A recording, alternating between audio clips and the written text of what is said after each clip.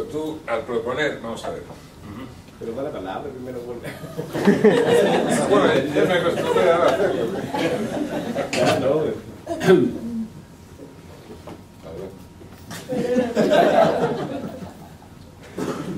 ¿Cómo? ¿Y ahora nadie habla? No, y me parece espectacular, digamos, la articulación de Federico nos sirve mucho, ¿no? Porque pone en cuestiones varias cosas. Entre otras cosas, primero, obviamente está el movimiento rancieriano, ¿no? La elección de Althusser, uno podría tenerlo como referencia, porque lo que está diciendo básicamente es hasta qué punto el marxismo, en su propia estructura cognitiva, en cuanto a filosofía de la historia, en cuanto a forma de saber, no terminó por aplazar las luchas históricas del siglo XIX en función de un futuro prometido que sería el comunismo del siglo XX o XXI. ¿Hasta qué punto el marxismo, en la medida en que se transforma en un aparato de saber, termina siendo anticomunista? Para radicalizar un poco lo que está diciendo Federico, ¿no? Y hasta qué punto el primer proceso de acumulación capitalista no comienza en el siglo XII o XIII, ¿cierto?, con la acumulación primitiva, sino que comienza con la institución de la filosofía como la institución cognitiva de saber que distribuye lo sensible y que faculta a aquellos que saben y a aquellos que no, es decir, que instituye a la inteligencia y al hombre común, ¿cierto? Esa es la operación que me parece espectacular, digamos, ¿no? El primer capítulo, el primer momento del capitalismo es la institución de la filosofía como práctica que distingue los que saben, los que no saben. Segundo movimiento, el marxismo, en la medida en que está instituido filosóficamente, en la medida en que detenta un saber, puede funcionar contra las prácticas. Y entonces ahí salen dos preguntas que son fundamentales. ¿Cómo pensar experimentalmente por fuera de esa jerarquía, cierto, que Rancière también ha destruido? ¿Cómo pensar nuestra práctica intelectual en cuanto a una práctica teórica y no simplemente como la confirmación de un archivo teórico que nos instituye como sujetos de saber, es decir, como sujetos contrarrevolucionarios? Y el segundo momento es, precisamente porque se trata de una democracia de la inteligencia y no de un proceso de transferencia de autoridad, entonces ¿por qué habría que pedirle a los campesinos que se levantan que sean deconstructivos? Al contrario, ahí es donde está la práctica política por excelencia. Y en la medida en que sometemos esos procesos históricos a la teoría, sin entender que se trataría de pensar teóricamente de manera experimental, en la medida en que lo sometemos a evaluación teórica, lo que estamos haciendo es una operación, ¿cierto?, de desconsideración con respecto a la historicidad efectiva de esos movimientos y nos estamos constituyendo sujetos supuestos saber. A mí me parece que ese es precisamente el llamado a atención que está ahí. Eso. ¿Y por qué voy a contestar si Sí, lo resuelve. está resolviendo la política? Sí, de acuerdo. Bueno.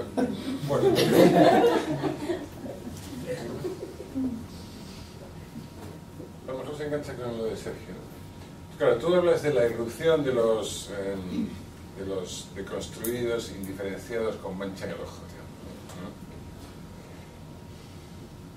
Pero eso todavía es de izquierdas. Eso es de izquierdas. O sea, yo me considero de izquierda. No, pero por eso es que lo vinculaba con la conversación previa sobre lo de Bolivia y con lo que decía Sergio un poco, entendí bien, de que el intelectual no puede pedirle a nadie que sea de nuestro saque. O sea, la cuestión es importante, creo yo, ¿no? Porque yo creo que sí tienes derecho a hacer una demanda al otro, ¿no?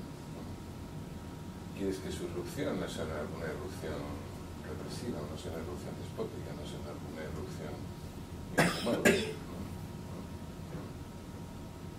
Y eso es lo que marca la izquierda de la derecha. Sí. No, pues yo no creo que el intelectual tenga que renunciar. A mí me parece que, por ejemplo, si uno hace una decisión entre cuadernos de pasado y presente, que no era solamente Gramsci, ¿no?, las traducciones de Gramsci, cuadernos de pasado y presente en el año 70, saca, publica a Deleuze, a Derrida, a Foucault, Artaud, a Bataille, en fin, es una gran proliferación de producciones muy, muy experimentales en los años 70. Las primeras traducciones de Derrida las hace Oscar del Barco en Córdoba, en el 71, junto con traducir a Gramsci para dar la pelea dentro del Partido Comunista, de donde lo sacan a todos a patadas por ser gramsciano. Entonces, esa es una experiencia donde Aricó tenía una máquina, venía con un aparato de articulación. A mí me parece que la experiencia de comuna, tal como fue descrita aquí, es una experiencia completamente distinta, es decir, se entiende la actividad intelectual como una actividad que testimonia, incorpora, archiva, experimenta, articula a partir de esas propias luchas. O sea, uno por supuesto que no es indiferente a la lucha de muchos pobres en muchas partes del mundo. Ahora, no porque tenga ninguna caridad ni sea cristiano, sino porque uno también en algún punto está en esa posición, ¿no? Es decir, también uno es pobre en alguna posición. ¿Por qué? Bueno, porque las operaciones teóricas son operaciones que están relativamente desplazadas, marginalizadas, diseminadas. Entonces, yo no veo que haya... no veo que tenga que existir una indiferencia. Veo más bien que la tarea de Oscar o de Farito, de Paula, tal como fue descrita aquí, es una tarea importantísima, pero justamente por la capacidad que tiene de incorporar esas demandas en la línea de su irrupción. Yo estoy completamente de acuerdo con ese proceso, con ese momento. De hecho, podría decir algo más. Hay una cosa que no se comentó.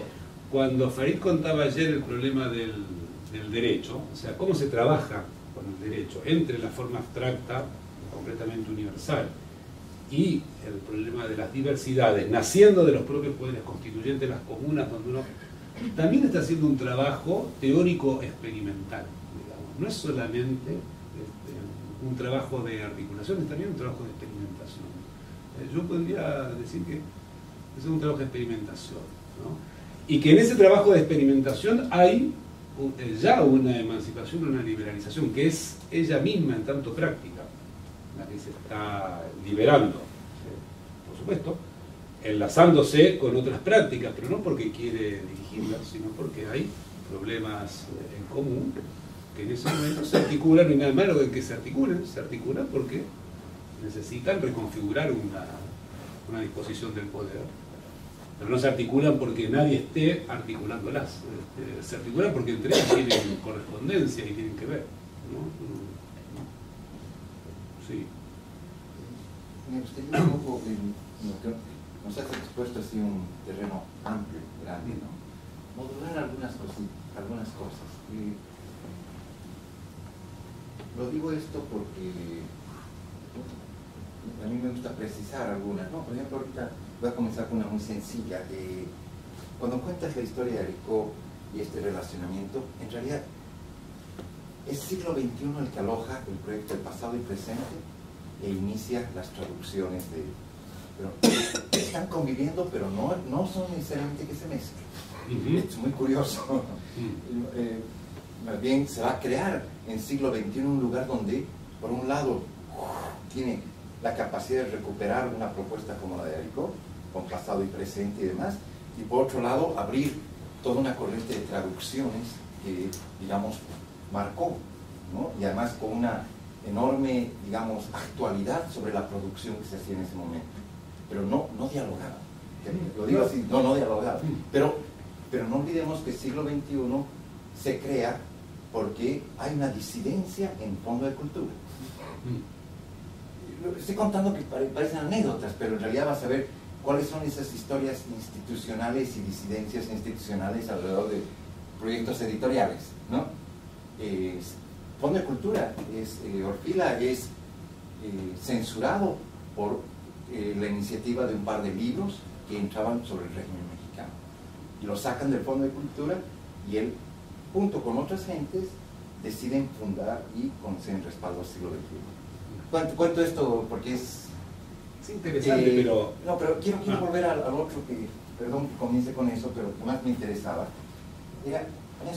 Me gusta mucho tu apuesta que haces con respecto a esta anterioridad del capitalismo y nada más me asusta la centralidad o el peso que le das a la filosofía. En realidad me gustaría pensar más ese momento que se inventa la filosofía. Es decir, hay un momento que inventamos una historia de la filosofía y instituimos la filosofía, que no necesariamente es Grecia. Yo diría es más bien, quizás coincida con ese momento que también generamos esa figura del intelectual. En eso es bastante moderno. Me animaría a decir que se inventa todo un pasado, una mitología. Esto lo digo para que no centremos en la filosofía tanta historia y tanta... ¿sí? En realidad, y quizás algo que nos ayudó en buena parte de Comuna, no te voy a decir que estábamos de acuerdo, era justamente una crítica a la función del trabajo intelectual.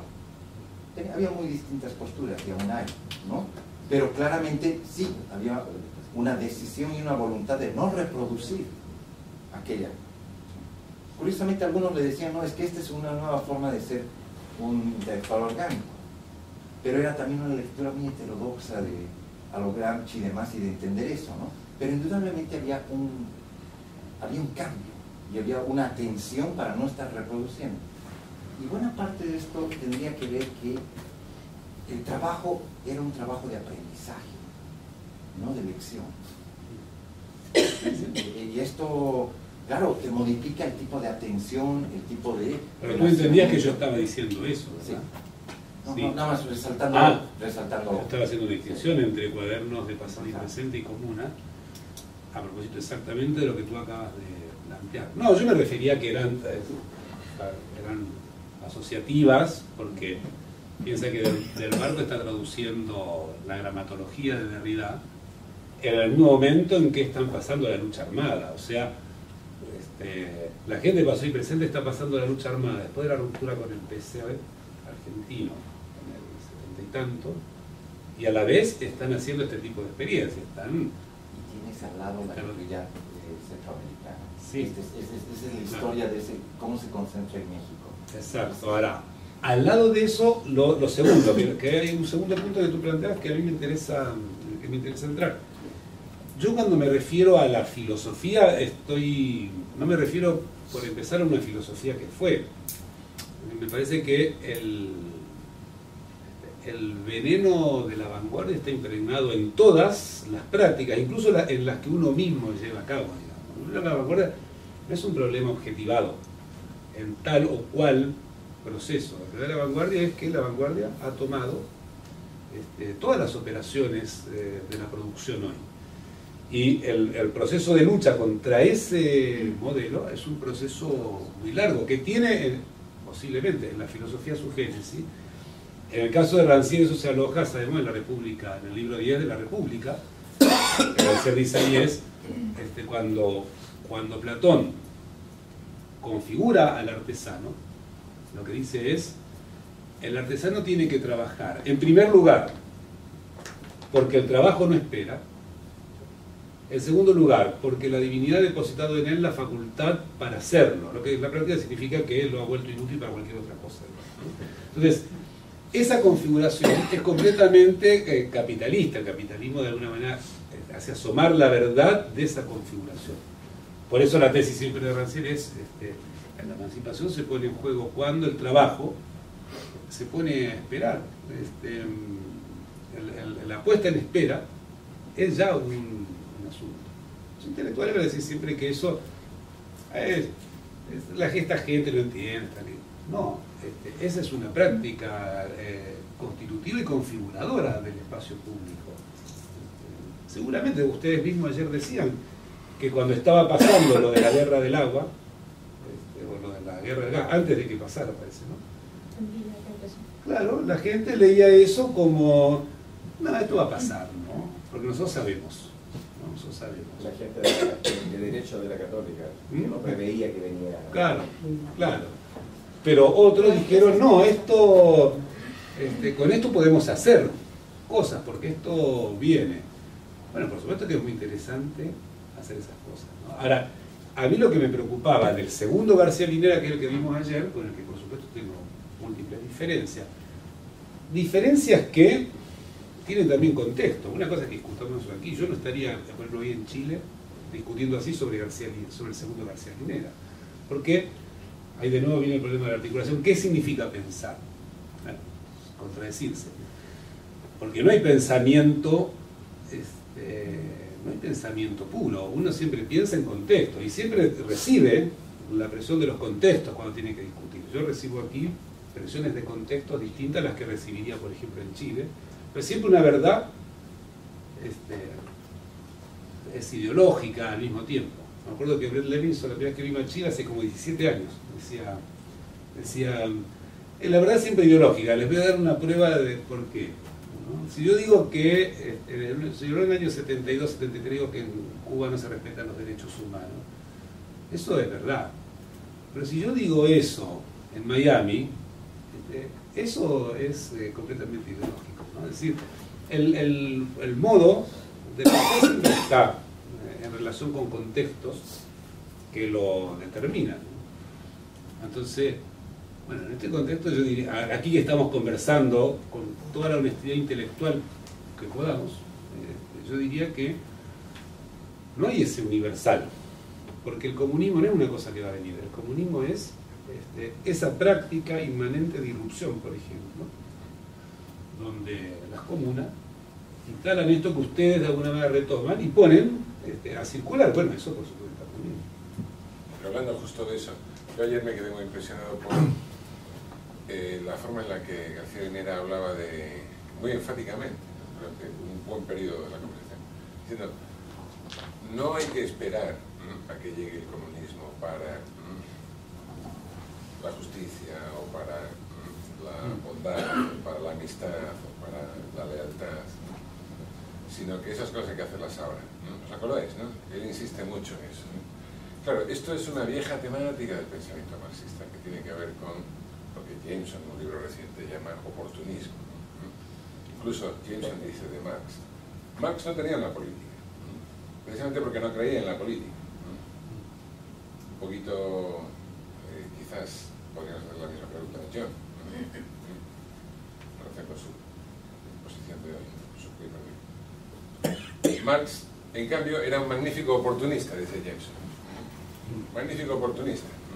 Podía significar cualquier cosa si una buena oportunidad se presentaba. Claro, a mí eso en realidad me escandaliza, ¿no? Pero la otra cara es lo que presentó ayer García Linera, ¿no? Diciendo, no hay que ser nunca oportunista, hay que ser siempre fiel a principios, a formas de comportamiento, inspiradas en una ética kantiana, en el fondo, Tú hablas de irrupción. Es muy diferente porque lo que nos está entregando García Linera ayer es una moral del trabajo comunista, digamos, ¿no? Hay que portarse bien, ¿no? Porque si no uno no es un militante disciplinado, etcétera, etcétera, ¿no? En cambio, tú estás diciendo, claro, todo lo contrario. No, a mí me gusta, por ejemplo, cotejar siempre de eso cuando Spinoza, que opera exactamente al revés que Marx, ¿no? Spinoza dice esa famosa consigna que es cuando quiere cruzar la risa del Demócrito con el Heráclito y viceversa, quiere entremezclar todas las formas de la historia. Entonces dice, no reír, no llorar, comprender, ¿no? Ese es un momento muy fundamental. Y eso que Spinoza la pronuncia en un momento en que la vida no le sirve platos apetitosos, ¿no? Porque está pudriendo sus pulmones mientras pule los cristales en un subterráneo de La Haya. Está en el peor momento. Pero dice, no reír, no llorar, sino comprender. Ahora, el proceso de comprensión es un proceso de acaparamiento y capitalización del saber de los otros. Es escuchar para hacer con eso cosas que no pasan ni por el oportunismo, porque la irrupción no es oportunista, ni por la fidelidad, porque no se puede ser fiel a uno mismo, ¿no? ¿Cómo uno va a ser fiel a uno mismo? Tiene que traicionar. Hay que traicionar y traicionarse, ¿no? Porque no hay emancipación si no hay traición. Que es la manera en que Deleuze, ¿te acuerdas? Distinguía la preciosa distinción que decía cómo separaba el traidor del infiel. Decía, bueno, el infiel es un pobre tipo que sale, se acuesta con la secretaria y después vuelve y duerme con su señora como si no hubiese pasado nada. El traidor deja esa casa, toma un barco y se pierde en el horizonte.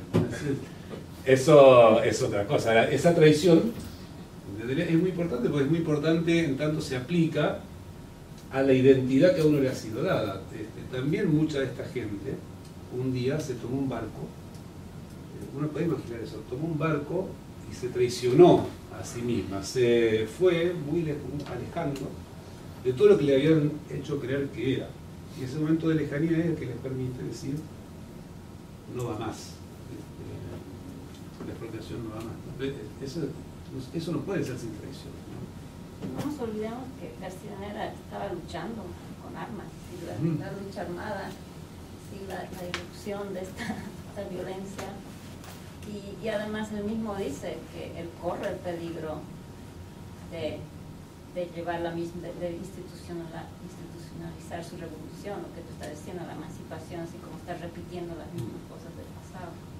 Así que él mismo ve esos peligros, pero él no puede resolverlos, porque eso no sería así ahora su rol, ¿no? Antes sí, ahora no.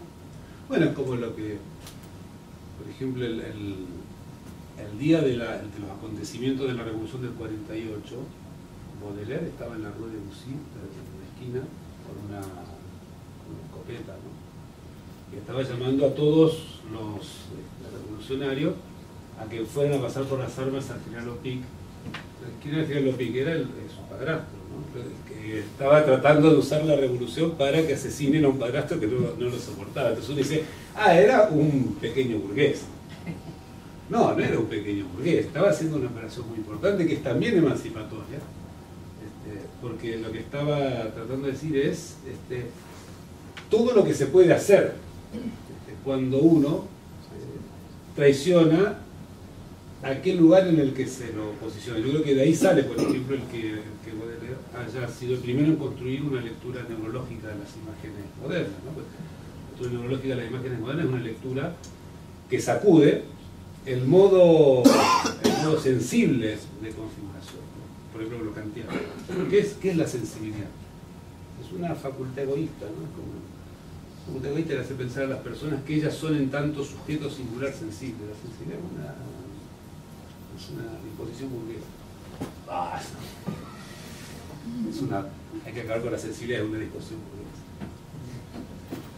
¿Sabelina? Yo quería hacer una pregunta, otra vez volviendo al papel del intelectual. Ayer en el video Linera decía, hasta que haya una distribución igualitaria del saber, no puede haber meritocracia, porque en un estado colonial esto equivale al racismo. Y yo estaba pensando si esto se podría extender como condición para que pueda admitirse el papel de mediación del intelectual en los procesos de subjetivación emancipatoria, o si este papel de mediación del intelectual en los procesos de mediación emancipatoria de hecho siempre implica una forma de elitismo y un papel reaccionario del intelectual. No sé si sí, interesante. Yo siempre pienso eso como, o sea, mi posición, pero que es completamente, incluso completamente momentánea. Pero mi posición es que siempre esa operación intelectual de alguna manera es un secuestro de las capacidades con las que los demás cuentan, ¿no? O sea, que un poco lo que se discutía ayer sobre las lenguas. Y después de esto, el Estado fue capaz de tener 36 escuelas donde se formaran, bueno, porque si no es necesario, porque el Estado puede pensar, ¿no? Porque las personas tienen suficientes capacidades para preservar lo que es de ese, si están preservando el suelo, si están preservando el gas, si están preservando sus territorios, si están... bueno, ¿cómo no van a poder preservar el medio con el que se comunican, ¿no? Entonces, yo creo que el problema de la élite intelectual es siempre el suplir lo que no puede ser suplido, que es la activación de las capacidades del otro para, bueno, sería la tesis del maestro ignorante, ¿no? El maestro ignorante es aquel que encierra al estudiante en el ciclo de un problema del que saldrá activando sus capacidades. Ese es su problema, ¿no? Como sale, ¿no? Claro, eso es una tesis fundamental. Solamente una aclaración en el video. de los 3 poderes, 4 poderes, ejecutivo, legislativo, electoral y judicial, que tiene Bolivia, tiene 4 poderes, el único que te pide título profesional es el judicial. Pero en el proceso constituyente no se iba a pedir títulos.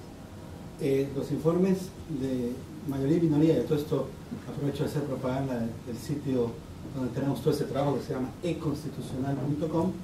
En el sitio ahí pueden ver el proceso de construcción de cada artículo. Por ejemplo, entran al artículo 1 y ven cómo empezó en la propuesta del Pacto de Unidad, cómo se lo debatió, cómo está en el primer borrador, y pueden ver cómo artículos que son así se los va empacando, ¿no? Eso sirve para después desempacar y generar estos análisis, pero la idea era de que no necesitabas tener profesión. Pero empezó la atención de los abogados, que es el espacio en mi país que más ha capturado espacios estatales. O sea, y apareció esta idea de que no, el abogado como gran guardián de la discursividad de la división, en última instancia, no sé si de clases, pero sí, gran guardián de la división social, tiene que estar ahí. Y se inscribe solamente ya al final los requisitos de ser abogado. ¿Dónde uno puede ver esto de manera interesante? Que el órgano judicial tiene el Tribunal Supremo de Justicia, el Tribunal Agroambiental y el Consejo de la Magistratura. En el Consejo de la Magistratura, en esta institución, se olvidaron hacer la corrección de la necesidad de títulos. En el Consejo sí puedes entrar al Consejo de la Magistratura porque es el ente administrativo. En cambio, los otros 2 tienes que ser necesariamente abogado. Entonces, cuando se habla acerca del Poder Judicial, tienes que ser abogado, pero la Constituyente innova el voto. O sea, en Sudamérica es el único Poder Judicial que la gente elige. Es que respecto a lo que decía Linera, me parece que él apunta que también si el título no es un requisito, hasta que tú hayas garantizado el acceso al conocimiento necesario para poder participar al proceso constituyente de forma realmente paritaria, es decir, sin necesitarte a ti que le explicas sus derechos, esto de facto mantiene un privilegio de título también si el título no está. Sí, simplemente para sigue siendo importante la profesión. Y para entender el contexto, la Asamblea Legislativa, el Congreso, es la que elige por 2/3 a los elegibles. Y es allí donde se entabla el debate. Porque ya los abogados. Y en la Asamblea justamente dicen, no, nosotros que vamos a elegir pondremos más requisitos. Y es ahí donde Álvaro dice, no, yo no quiero más requisitos. No si tienen maestría o doctorado, no. Sino simple y llanamente que se presenten y el que tenga más votación es elegido, simplemente de la votación. Pero la Constituyente no logró desarmar en el campo jurídico esta competencia del título académico, ¿no? Yo no valoro nada. Nada más yo me voy a plegar un poco a lo que Alberto estos días nos está enseñando. Quizás deberíamos abandonar el término intelectual. Lo digo así de claro, porque en realidad no solamente, digamos, con lo que tú has planteado, sino que invisibiliza las distintas funciones. Uno, todos hacen trabajo intelectual de alguna u otra manera, tanto como para poder arreglar una casa o para poder trabajar madera, hay trabajo intelectual, y lo que pasa es que no se lo reconoce como tal, ¿no? Uno. 2, de que los que asumen la figura de intelectual, en realidad, y hablan a partir de lo intelectual, están borrando la función que están cumpliendo. En realidad es un periodista, en realidad es un profesor, en realidad, hay que ponerle su nombre, su oficio y la función que está cumpliendo. Lo digo esto porque si no hacemos un lugar muy y al mismo tiempo casi es como recoger una historia de prestigio, ¿no? Alrededor de lo intelectual, porque los otros no deben ser intelectuales. No, pero a la vez es muy peligroso para mí siempre borrar, que es como lo que pasaba con el arte, por ejemplo, en la época de la vanguardia, ¿no? Que era la promesa de que los artistas comprometidos con la vida de los pueblos iban a destruir la distancia estética que mantenían con ellos, ¿no? Entonces la promesa del arte era alguien como, por ejemplo, como Ruiz en el cine chileno, entiende eso exactamente al revés. Ruiz dice, el cine, yo no voy a renunciar por ejemplo, al marco del cine como marco, o el marco intelectual como marco, porque el cine me permite a mí radicalizar una experimentación con los recursos que es política también en sí misma, ¿no? No olvidemos que el cine de Ruiz es profundamente político, y no es profundamente político porque llama a las masas a enardecerse, es profundamente político porque tensiona y discute, por ejemplo, la figura del artista militante. Por eso Ruiz dice, hay que buscar la UP, a propósito del poder constituyente y constituido, la UP, o sea, la Unidad Popular, es un gran laboratorio experimental utópico, y hay que mirarlo y relacionarse con ese laboratorio. Lo que hace el arte político en ese periodo es pura tontería, es decir, bajar los dogmas de sus partidos a la militancia de los artistas, ¿no?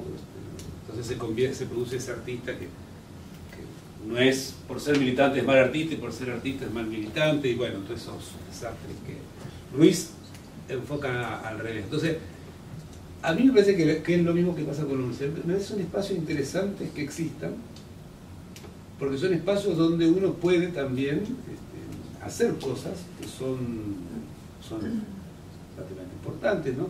Para reconfigurar cosas, tensionar cosas, generar disensos, etc. Que por supuesto se articulan y se contagian y tienen que ver con este tipo de prácticas